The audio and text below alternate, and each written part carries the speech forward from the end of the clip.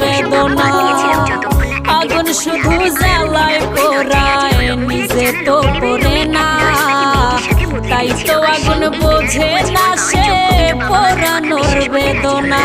বন্ধু তোমার স্বভাব তো সেই আগুনেরই মতো, পোড়াইলা শুধু আমায়, নিজের হইল না ক্ষত।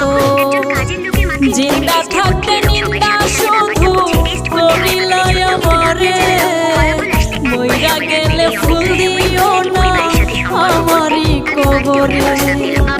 জিন্দা থাকতে নিন্দা শুধু করিলাই আমারে, মইরা গেলে ফুল দিও না আমার।